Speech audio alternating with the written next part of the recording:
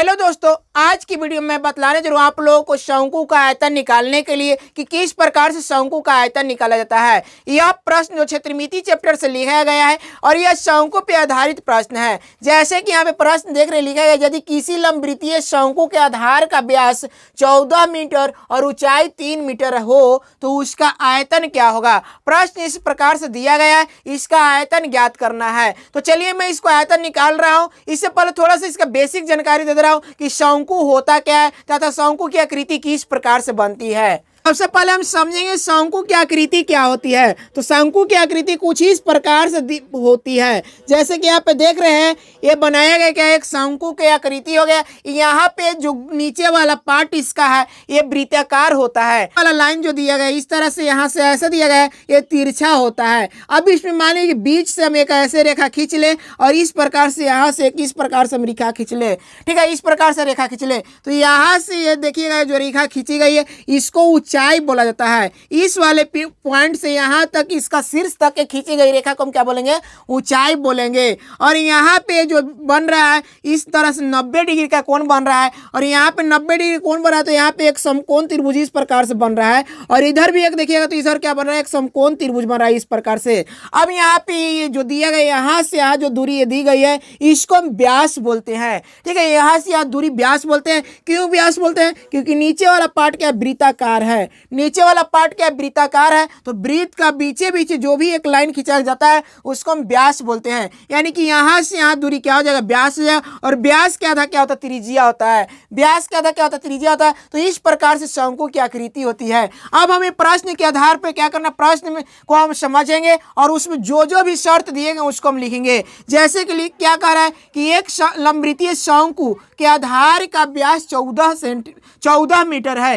एक लंबवृत्तीय शंकु के आधार का व्यास यानी कि यहाँ से यहाँ दूरी कितना देगा, 14 मीटर दिया गया। तो हम लिखेंगे व्यास बराबर कितना देगा, 14 मीटर। यहाँ पे 14 मीटर कर देंगे। उसके बाद में दिया गया है कि और ऊंचाई 3 मीटर है। ऊंचाई का मतलब क्या कि यहाँ से यहाँ की दूरी कितना, 3 मीटर दिया गया। तो इस तरह से हम इसको लिख सकते हैं।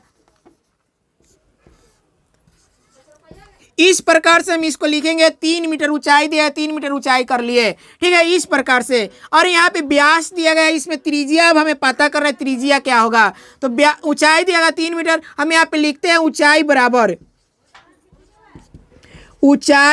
3 मीटर। ऊंचाई बराबर कितना दिया गया, 3 मीटर दिया गया। यहाँ पे 3 मीटर करेंगे। अब क्या करना है, इसका आयतन निकालना है। तो आयतन बराबर क्या होता है, लिखते हैं। पहले हम सूत्र लिखते हैं आयतन के, शंकु का आयतन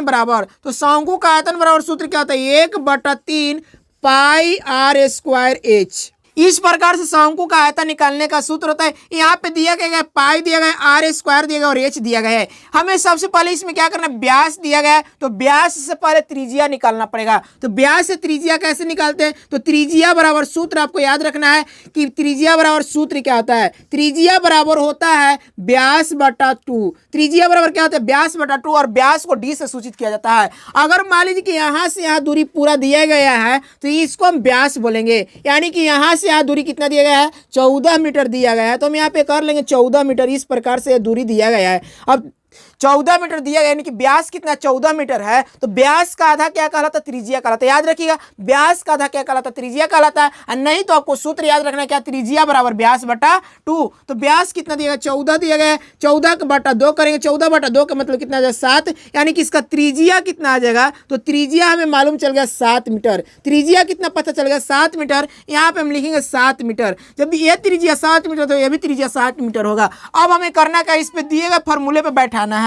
यहाँ पे लिखेंगे 1/3 और पाई का मान यहाँ पे 22/7 करेंगे। गुने त्रिज्या कितना है, 7 मीटर। तो यहाँ पे 7 करिएगा, इसका स्क्वायर दिएगा इसलिए यहाँ पे 2 को 7 कर देंगे। गुने ऊंचाई, तो ऊंचाई कितना 3 मीटर है, यहाँ पे 3 करेंगे। 7 से 7 कट जाएगा और ये 3 से 3 कट जाएगा। बच गया कितना, 22 गुणे 7 और 22 गुणे 7 का मतलब कितना, 7 गुना 14 और 7 गुना 14 15, 154 मीटर क्यूब क्या हो जाएगा, इसका आंसर हो जाएगा 154 घन मीटर। क्या हो जाएगा, इसका आंसर हो जाएगा। क्योंकि आयतन निकाल रहा है तो घन मीटर में ही लिखा जाता है। तो इस प्रकार से किसी भी शंकु का आयतन ज्ञात कर सकते हैं। यदि वीडियो अच्छा लगा है तो लाइक करें, शेयर करें और इसी प्रकार के वीडियो देखने के लिए मेरे चैनल को सब्सक्राइब करना ना भूलें। Thanks for watching.